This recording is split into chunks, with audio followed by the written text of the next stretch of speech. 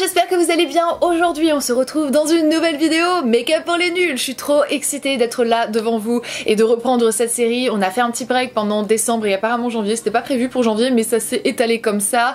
Et on se retrouve aujourd'hui et on va ensemble voir un petit peu les différentes techniques pour faire l'eyeliner, donc le petit catwing.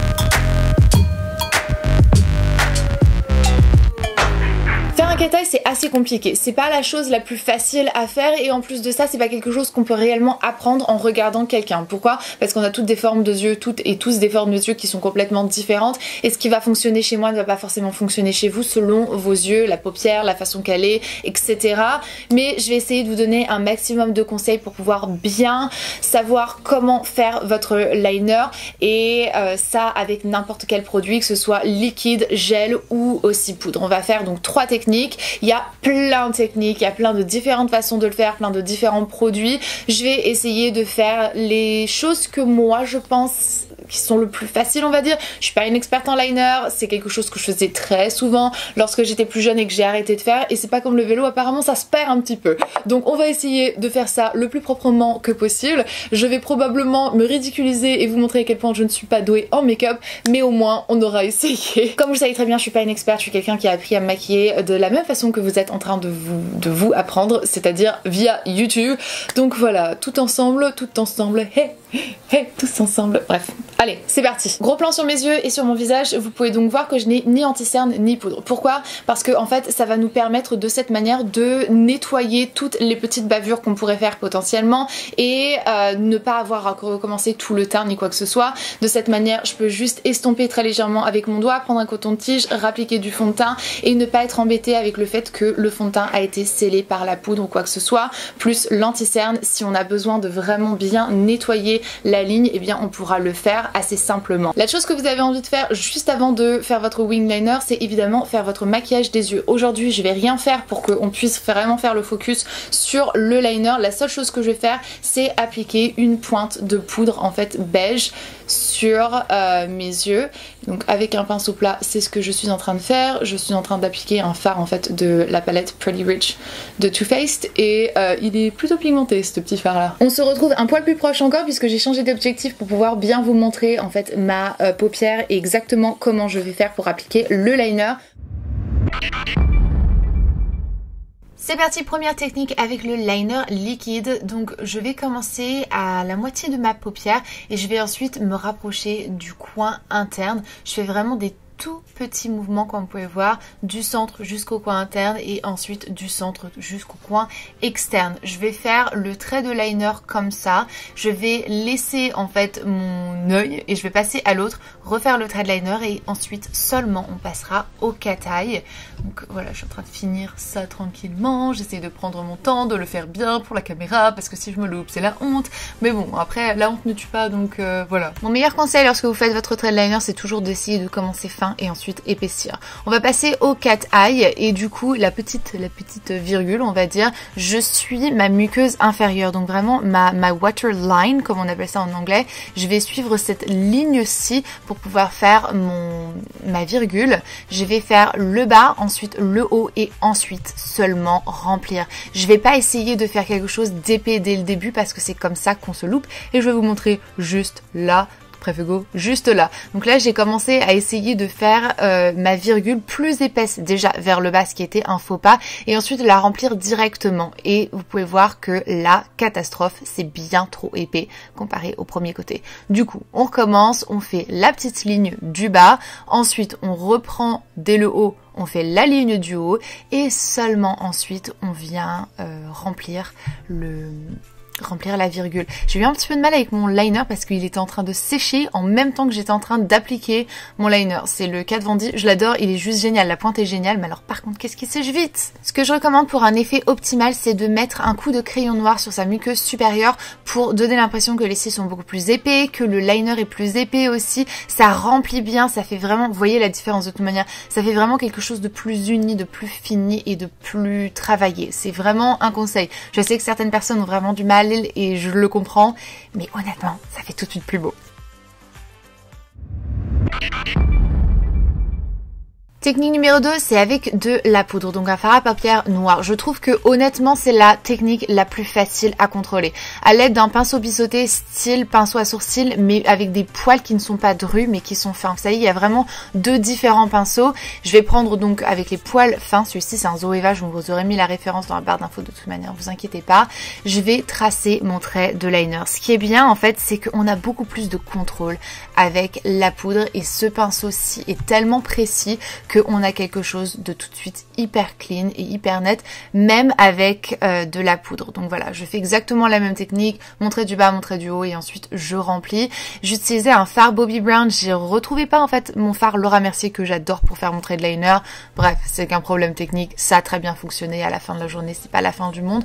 Ce que vous pouvez faire aussi pour intensifier le liner quand vous utilisez la poudre, c'est de légèrement mouiller votre pinceau. En mouillant le pinceau, on perd légèrement du contrôle, mais par contre, on gagne en opacité. Donc voilà, c'est à vous de voir ce que vous préférez faire. En tout cas, cette technique est vraiment sympa. Problème, c'est qu'on peut facilement avoir des chutes. Donc faites bien attention de bien nettoyer votre teint après et de remettre votre fond de teint, anti-cerne, etc. pour bien camoufler toutes les petites taches de fard à paupières noir qui auraient pu tomber un peu sur vos pommettes et sous vos yeux. Donc là, c'est ce que je suis en train de faire.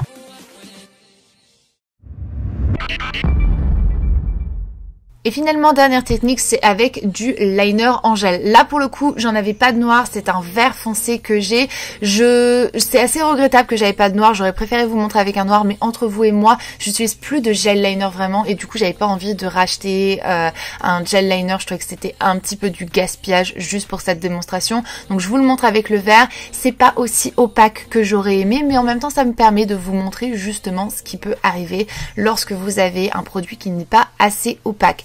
N'essayez surtout pas de remplir directement avec l'opacité que vous essayez. J'ai essayé de le faire, c'était vraiment une catastrophe. J'ai dû m'y reprendre en fait à plusieurs fois. Le mieux, c'est de tout simplement laisser sécher et repasser un petit coup pour que vous puissiez bien avoir l'opacité que vous avez envie d'avoir. Je m'excuse énormément pour le focus qui change un petit peu dans la vidéo. C'est assez difficile quand on fait des close-up.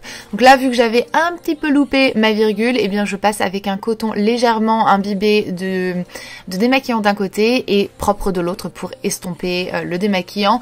Pour pouvoir m'aider, parce que je galérais un peu avec le gel liner, j'ai décidé d'utiliser la petite technique du scotch, c'est-à-dire qu'on prend un scotch traditionnel, on va le coller sur sa main pour retirer une partie de l'autocollant, on va dire, et ensuite le coller comme ça en bord de son œil pour pouvoir nous aider. Cette technique parle pour elle-même, c'est très simple, vous avez juste en fait à faire votre trait de liner après, n'ayez pas peur de dépasser du coup sur le bord de votre scotch, puisque de toute manière après on va le peler et on va se retrouver avec le cat-eye le plus précis et le plus net que possible. C'est quelque chose que j'aime beaucoup faire parce que honnêtement, je pense pas qu'on peut avoir un eyeliner aussi précis que comme ça. Regardez-moi ça.